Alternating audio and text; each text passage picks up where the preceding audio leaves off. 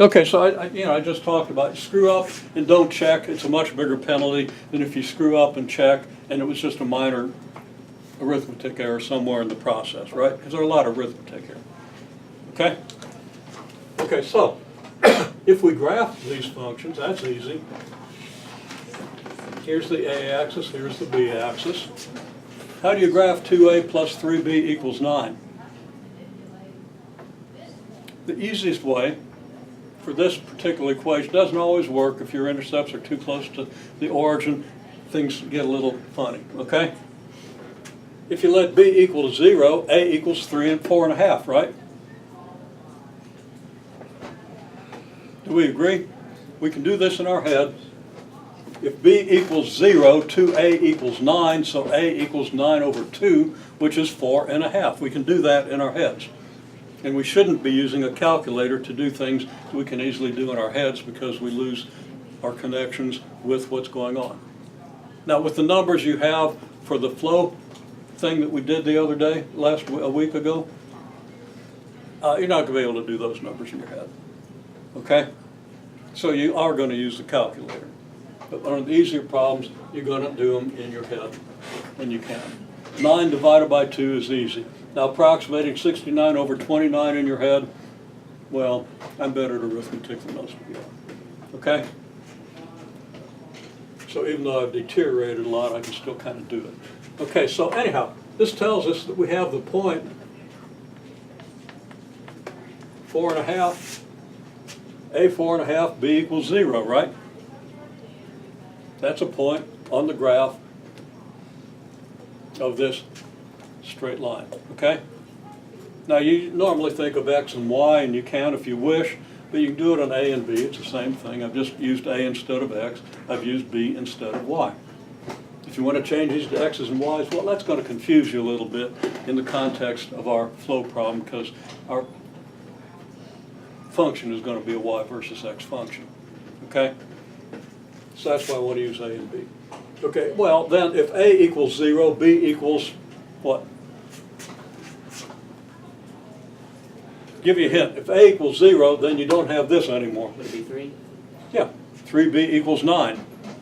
Well, 3 times what equals 9? You don't even have to do a division. You know 3 times 3 is 9, I hope. Okay?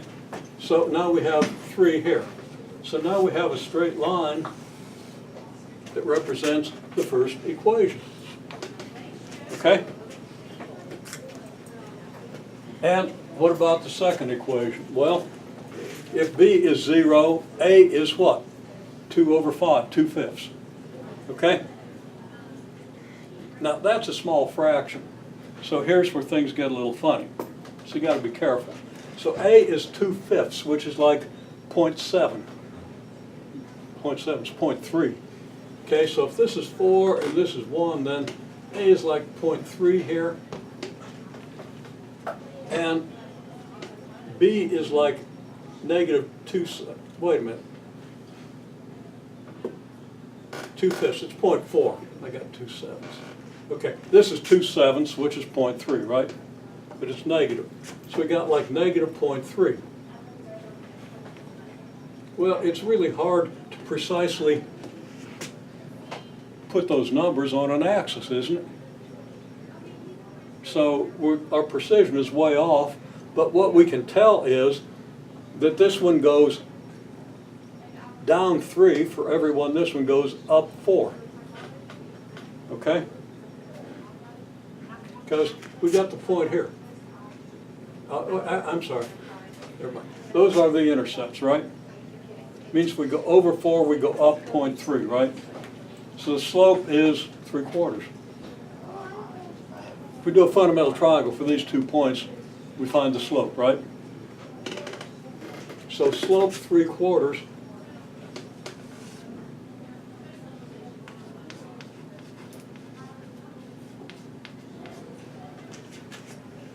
Okay? So where does this point of intersection occur? It occurs here, and we can estimate the x-coordinate, and we can estimate the y-coordinate, right? Well, if this is 3, what's this look like? 1.5. That's a little over half, okay? If you want to split hairs, probably more like 1.8. Okay, I mean, from where you're looking, it might look like it, but halfway is here, so I'm going to say it's 1.8. I was going to say 2, but since you're estimating in between, that's actually probably a better estimate. So, thank you. Okay, now if this is 4.5, what's this? Don't answer from way over there because you got a bad angle. Somebody from over here, back there. This is 4.5. What's this? Huh? 2? You're way over there, but you're not as far over there as they are, so I'll accept that. That's what I was going to estimate. Which means you really ought to be a little bit worried about yourself. Okay? So we get A equals 2, B equals 1.8. How does that compare? Well, A was 2.4, B was 1.4, right?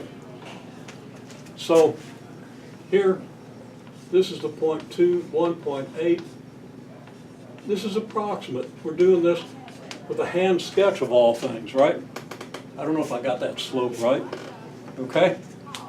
If the slope is a little less, then this number is a little bigger and this number is a little smaller, right? Okay?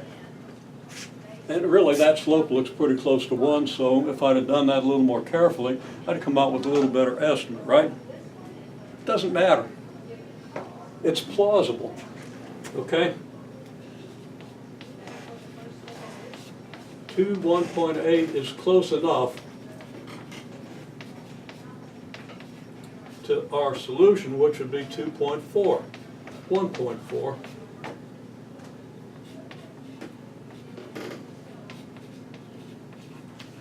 To make our solution plausible. That makes sense? So it's another check. Okay?